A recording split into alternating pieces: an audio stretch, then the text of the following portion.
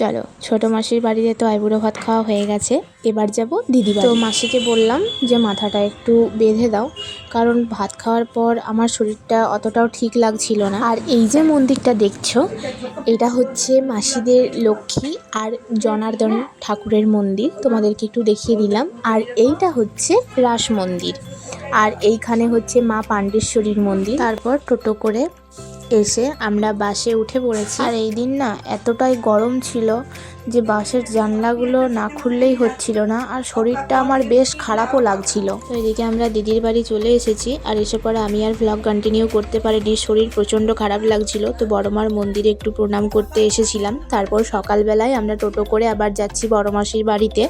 আর রাস্তায় দাঁড়িয়ে একটু মিষ্টি নিয়ে নিলাম। এখানে আবার রসমালাই দেখে আমার বেশ খেতে ইচ্ছে করছিল, তো সেখান থেকেও দুটো নিয়েছি। আর এখন ধান ক্ষেতগুলো দেখতে এত সুন্দর লাগছে, চারিদিকটা সবুজে সবুজ, এত দারুণ লাগছে যে মানে বলার ভাষা নেই। আমার ইচ্ছে করছিল এখানে কিছুক্ষণ বসে একটু সময় কাটিয়ে যায়।